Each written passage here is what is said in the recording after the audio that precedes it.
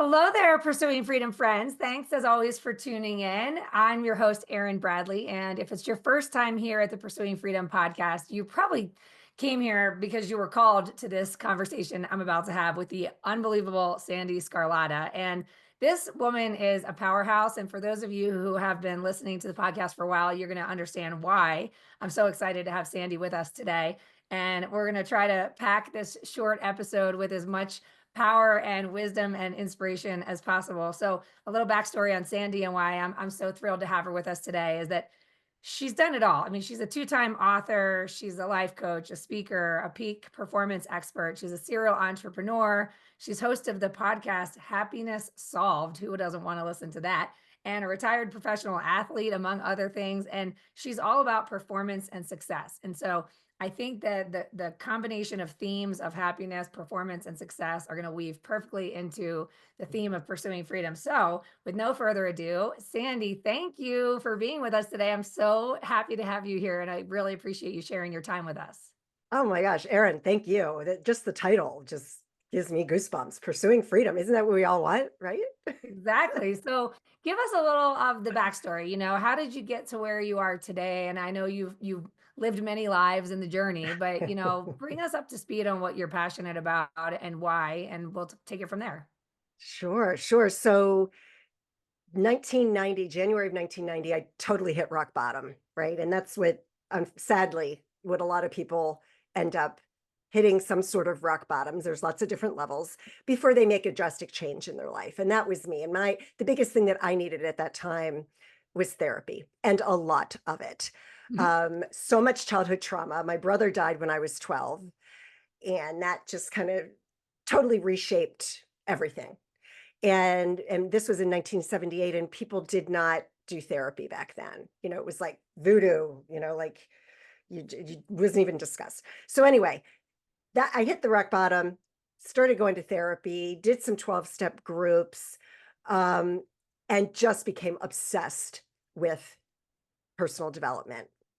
I'm a self-prescribed self-help junkie, and I still, to this day, I'm constantly learning and educating and picking up another certification here. You know what I mean? Like, I just want to learn and become the best possible version of myself. So yes, today I am all about performance. I work with entrepreneurs, executives, and athletes, and it's all about mastering their consciousness, because for me, peak performance is 1,000% the space between your ears. They say success is 80% mindset, 20% tactics. And yes, while I do believe that is true, once you get to your level and you've reached that point in your, whether you're an athlete or an entrepreneur, and you've reached that level of success, in order to keep building upon it, that is when it really kicks into almost 100% mindset, because we know what we're doing. We know how to do what we're doing. I'm obsessed with tennis. When these players get to the professional level and they're on tour, yeah, they have to tweak things, but most of their focus is, their mindset. And I'm just obsessed with that and what makes us tick. And I chatted with you, briefly before we started to record. I've now brought in another modality into my coaching practice to really dive into the unconscious mind and help rewire my clients with the unconscious mind, so that, we have limiting beliefs, and they keep popping up and they keep popping up, and they're popping up from our unconscious mind. And you can be the master of your consciousness, and I can give you tools all day long to reverse it. But until you rewire that unconscious mind and that limiting belief on an unconscious level, it's just going to keep popping up. So it's just kind of like a cheat code, if you will, to kind of help move things along much quicker. Just to give you a brief example, things that I've struggled with for 30 years, after applying a lot of these modalities over the last 5 years, they don't show up anymore. That's a big deal. When you're like, oh my gosh, it's not coming, it's not showing up anymore. Thank God. Like, I'm so exhausted from dealing with this one little thing. And it's because it's locked in our body, it's locked in our unconscious mind from things that happen in our childhood. And we all have it. It's funny because I was having a conversation with an owner of a company who was exploring the possibility of some collaboration with me and some coaching. And he said this comment that honestly made me laugh internally and also make a decision to go a different direction. It was like, yeah, they don't need any of that mindset stuff. They just need you to tell them what to do and make them feel like shit if they don't do it. And I was And like, that's why we need conscious leadership in this world, because that is such an old school way of thinking, I right? know. I remember being like, and scene. That's going to be the end of this exploration journey. But Yes. so I'm here with you in full alignment. And it's interesting what you said about, some outdated belief systems that were locked in your body for 30 years that over the last 5 years are not showing up for you. We talk a lot about this, outdated programming. Like if you think about a piece of technology or a computer even where the hardware no longer fits the future version of this technology, it has to be replaced, Right. it's outdated, and as human beings we carry around this outdated programming. And I think about it, starting out as a self-employed person, being completely paralyzed by fear and uncertainty and limiting Mhm. beliefs and not knowing what I'm capable of. And then you start throwing stuff against the wall and you build habits that stem from fear. And then you haven't really evaluated that you're still carrying around those those habits, even though you've proven the fear wrong with your external success that you've created. So I'm so curious to learn from you. What does it mean to rewire the unconscious mind? Because I think we can all admit we carry around this outdated programming, these outdated beliefs, and it's still toxic to the behaviors and the habits that we sustain. But like, even if we're aware of it, how do we go about addressing it? What does it mean? How do we get in there and reprogram? Well, there's different ways to do it, and there's different types of, a lot of people are going to do it different ways. There's lots of different ways. Like you can, and it all stems from a form of meditation, because when we go into a meditation, your brain goes into the theta wavelength. Okay. That is that state where you're just about to fall asleep, or most people recognize it where they're just waking up in the morning and you kind of still remembering a dream, but you're aware that there's a horn honking outside. You're kind of in that in between state. That is the state that you want to get into, because that's where you can, when I say rewire, reprogram. Sometimes, people get weird by that, because you say reprogram. I don't want you reprogramming anything. But I only say that because we're also familiar with computers and things need to be reprogrammed. But I also like what you said, updating the software. That's kind of what it is. So choose the language that you want. But what we're doing is we're letting the unconscious mind know a different way to send us messages. Okay. So instead of having that limit, I can't do this, or I'm too old, or I'm too young, whatever the case may be, you're rewiring the messages saying, no, you've got this. You're definitely, you're not too old.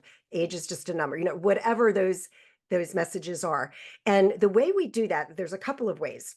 Our body holds on to things, and there's a way when you're in that meditative state that you focus on, and this is with the help of another person, because you're being guided, and you're focusing on, well, where is it showing up in your body?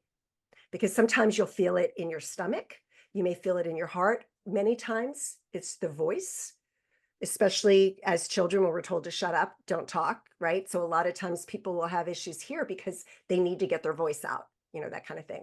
So in that case, we kind of go into the body and we clear it in it's an energetic type of clearing. The other method that I find to be most effective is hypnosis.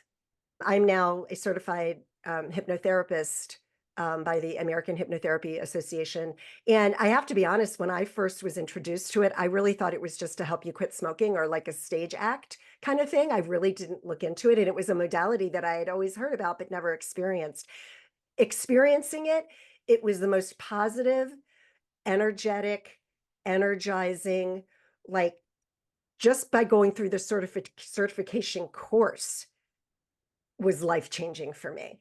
And the clients that I've had, that the testimonials of, like, for example, a friend of mine who is a professional para athlete, and I'm an officer on his board of a nonprofit that he started called Veterans Battlegrounds. He was having trouble sleeping. So we just did a hypnotherapy session just around sleep. As far as I know, it's been over a month now. He's had consistently good night sleeps every single night ever since that one session. And that's just life-changing for people. If you can't sleep and you're having sleep issues, yeah. And so there's a lot of different things that you can really focus on when it comes to hypnotherapy. And so it's kind of a shortcut to help you rewire, and you're just putting in really good messages. Now, one thing that people can do if you want to, it's kind of like affirmations is what we're doing, is we're giving the unconscious mind an affirmation. So one thing that people can do is you can record yourself giving yourself affirmations. I find new clients effortless and easily. Money, I find new and exciting ways to receive money into my life, or income into my life, or receive clients into my life. Like what are those things that your pain points in your life? Switch it around, make it positive in the here and now. And it's like it's already happened. You need to write this down as if it's already happened. You can record that and do it in a loop so that it repeats over and over, and just play it while you're going to sleep at night. And it is going to reprogram your unconscious mind. It's very simple. The sleep app, I do if I have trouble getting to sleep, or I wake up in the middle of the night and I can't get back to sleep, I put on, you have the Calm app, and there's a gratitude meditation from Jay Shetty. And I listen to that thing. I don't even get 5 minutes into it and I'm asleep. But whatever he's saying, I wake up and you feel like I wake up every day with this sense of gratitude, and because it's reprogramming your unconscious mind. Now, unconscious mind and subconscious mind are the same thing. I like to say unconscious because subconscious sounds like it's inferior, but our unconscious mind is the boss. That is the voice that is guiding you. It is the one that gives you your inspiration. It's the one that gives you all of your creativity. It is so important. So I don't like to say sub. I like to say un, because it's kind of asleep. Like, we just don't understand how to tap into it. So these Yeah, modalities will help you tap into it. Yeah. I could not agree more. I first started my meditation practice after, like many people have, after reading The Miracle Morning in 2015. And at first I would just listen to the Calm app, the daily Calm 10 minutes. And I always joke, maybe I wasn't that good at meditation, but it would force me to not jump up and get up and hurry up into action from a state that maybe is not optimal for peak performance. And so it just created a structure within which to start to slow down my flow of my morning. And before you come into full consciousness, you're able to sort of marinate in that state of the in between, when you've just woken up, you're feeling a little uninhibited, and journaling and writing my gratitude and things like that. And what would come up in my journaling, it was like these moments of clarity, these impulses or intuition that later I've now come to learn is some form of guidance, that when I receive ideas in that state, I always act on it, even though I don't need to know what the outcome may be. So That's it's right. interesting because as a person who's in, self-employed entrepreneurship, and many listeners are self-employed and in some capacity salespeople, and there's a lot of training out there that is so action oriented. And Hmm. it's like, okay, you've got a problem to solve. This is the action plan. Make this many calls, write this many notes, see this many people, and you'll solve your problem. And what I experience is that the issue with that advice is that if we're taking action from a negative state That's right. without doing the work to shift from within, then it always feels like upstream energy. It's a grind, it's muscling through, mustering up courage. And I also feel like while you and I both know all this to be true, and we've been practicing it for a long time, there may be somebody listening who feels a little disconnected from this because it's so foreign to them. So how do we take this concept for somebody who's maybe never meditated, or maybe they have, but they want to go deeper with this spiritual practice and get closer to it? Where do you begin? How do you, like, somebody who, for example, let's just talk to somebody who's never meditated, has no spiritual practice necessarily. And I don't mean religious, I just mean, spiritual. but Right. they get up, they get on their phone, they're tethered to the reactions to the external world, they're in the rabbit hole of their text and social media, and they're off to the races, and they're always stressed out, always overwhelmed, never enough. Where do we Yeah. begin? Well, what most people don't realize is that most people have had experience with meditation. They just don't realize it.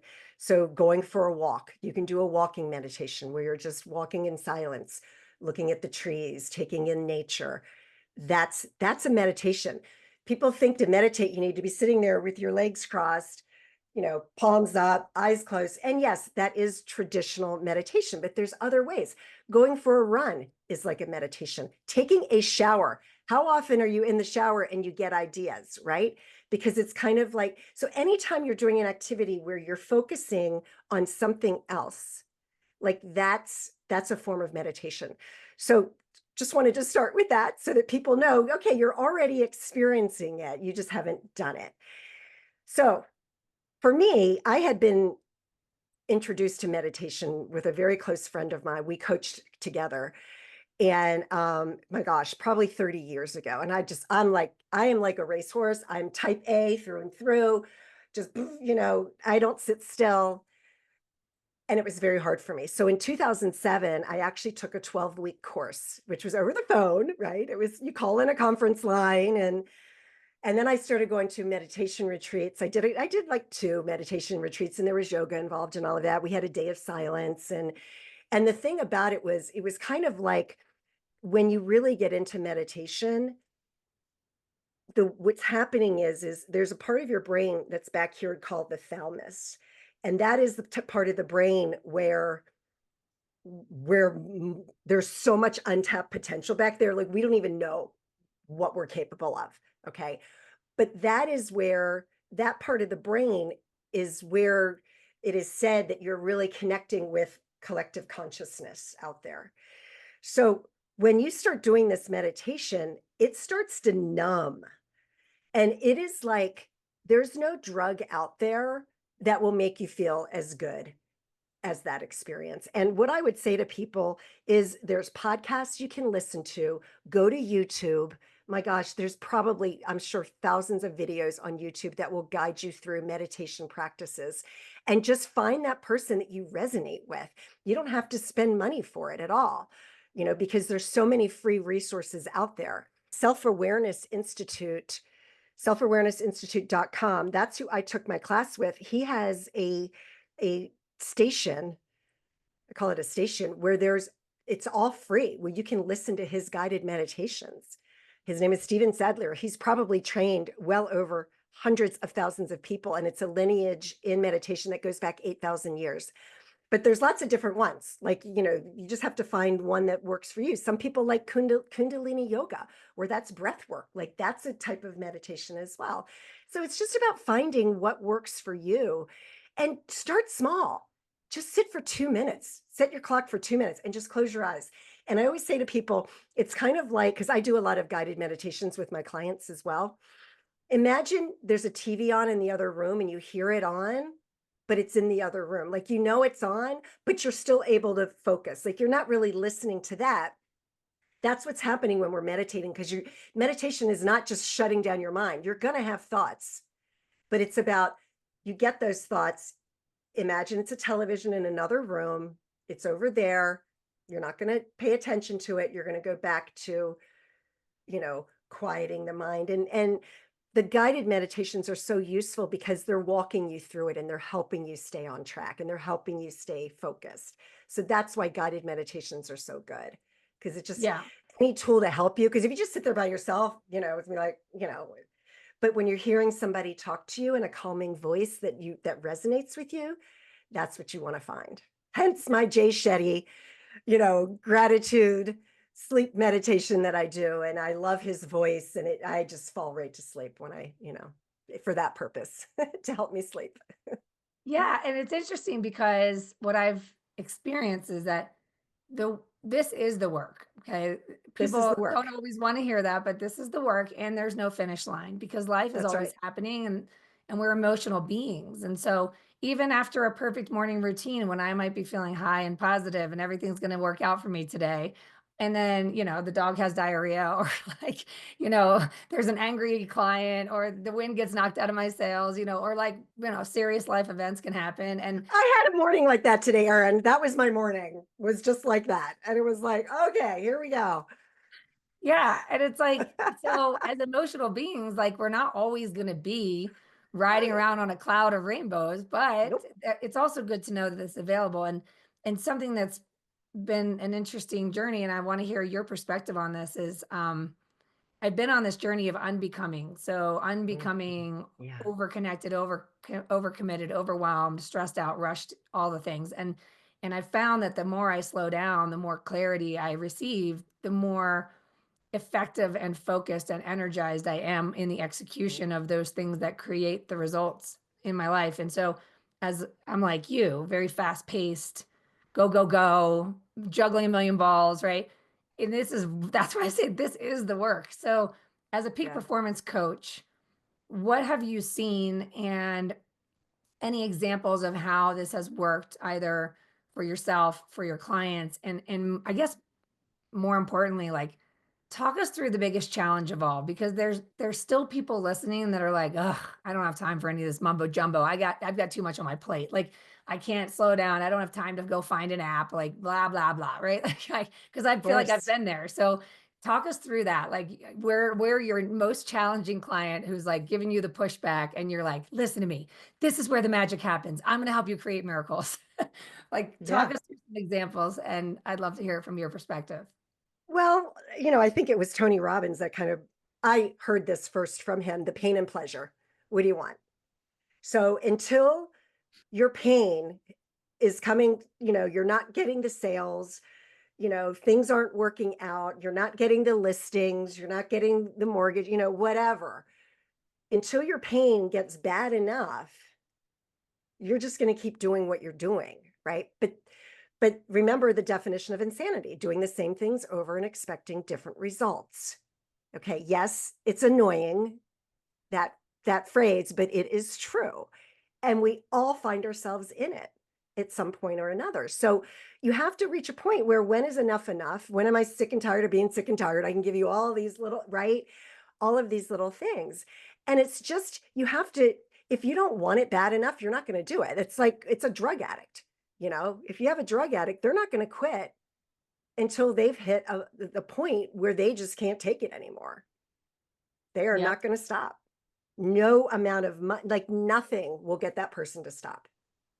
Right. Well, even what you said about pain and pleasure, we always talk about two different frequencies to the same destination.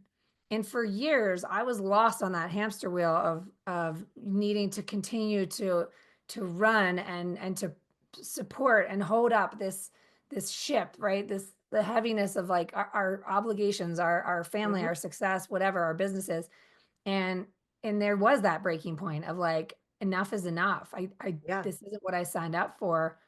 And at the end of the day, it doesn't have to derail the the journey towards the outcome you desire, that's right. to pursue a different frequency to the same destination. It doesn't have to feel stressful and hard and overwhelming all the time. That's right. And I think that's really difficult for people to hear, because that maybe is all they've ever known. Right. And the thing is once you start, and you start, start really small, and it's all about, like I started out saying, mastering your consciousness. So we have two states of being. You're either in consciousness or you're in ego. Or consciousness is what? Love. Ego is fear. We're either in one or the other at all times. And that's the frequency that you're talking about. So you have two tracks, same destination. One track is fear and one track is love. And when you're able to recognize and be like, oh, okay, that keeps coming up. And you switch the narrative in your brain, you switch it, and you're able to shift from, that stressful state to a state of gratitude. And it's very simple to make that shift from one to the other. It's practice, folks. All the your folks that are listening, you're probably doing some sort of networking with people, right? Maybe you're on the golf course, right? Trying to pick up new clients, whatever. Use golf as an example. You practice it, right? You want to be better at golf. I play tennis. I'm a competitive tennis player. I have a match this Saturday. I'm like, okay, when do I get to play again? Because I got to practice before all right. Mindset, happiness, consciousness. Number one, it's a choice. And number two, it's a practice. And you just have to practice it. And you have to make that choice every single day. So it's your choice, folks. You can either stay on the hamster wheel, and that's fine. Come back, my podcast, I've got over, 400 episodes. There's plenty to listen from, and you can choose. Oh, I like that topic. Let me hear that one. Whatever. It's a choice and it's a practice. And that's what people don't understand. They're willing to practice their craft. You practice your sales calls. You do, when you first become a realtor, right? You're with another realtor and you're going to open houses. I was a realtor, by the way, for a few years. So I do know the business, and I've bought and sold many houses. So it's an industry we're all familiar with. But the thing is, you're working on that because you want to be better at it. So what do? You have open houses and you're training with another realtor. You're, listening to another person do a sales call so that you understand, and you practice it. Sometimes they do role modeling, right? And they do little, let's do rehearse, what do they call that? I've been out of Role play. role play. Thank you. Role modeling, role playing. You do role playing. Those are all things that you're practicing, and we're willing to do that for our career. We're willing to do it for our sport, whatever it is, but we're not willing to do it for our freaking minds. Like, come on, people. Like, Yep. you got one life. As I started to go deeper in this journey, and I would find myself in states of consciousness that would allow me to feel at peace and at ease in spite of the the truths that I was navigating in my reality. Meaning, like in 2023, I just happened to have a series of tragedies happen in my life, and it was right around the time that I was in a significant career shift and launching new things, and so I really had to lean in on this practice. And I found that I could access states of peace and pure bliss and ease, even though nothing had changed in my external reality. Right. And when I got there, I remember thinking, I think this is what normal is supposed to feel like. Yeah. I think this is how humans are supposed to, are meant, are designed to be, right? Not in a perpetual state of like fight or flight. And I recently had a coaching client who said to me that her therapist made a comment that she's addicted to cortisol. And as she described the addiction, I thought to myself, is she speaking to me? Even though I feel like I've been practicing this for a long time, Yeah. the way that it was described, you're addicted to cortisol, I was like, and throughout ever since, I've tried to catch myself, and I think that's where it begins, is in the awareness. It's in the Yep. acknowledgement, right? And That's right. yeah, and so it is kind of fascinating, but it's like, wouldn't it be nice if we could all be curious enough to seek a state of well-being that we believe is the object of our desire once we've earned the right for it, but it's actually our birthright. It is totally our birthright. That's right. And like you said, it's literally the self-awareness. First, you become aware. Second, you pause. Third is you change your thought pattern. So it's all about, oh, we've got that limiting belief. Okay, pause. Let's not give it any life, right? Because if you're giving it life, you're just making it bigger. And then, is that true? Ask yourself, is that true? No, it's not true. And every time you do it, that's all it takes. It's so simple, but it's not easy. And I get that. I Yeah. know that, you know. I love it. I love it so much.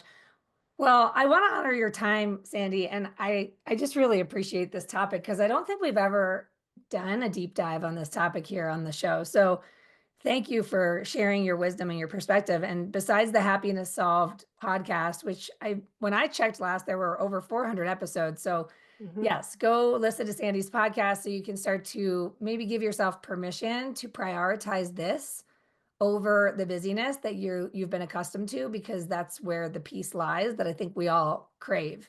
And where else can folks find you or follow you, or just keep an eye on what's on the horizon for you?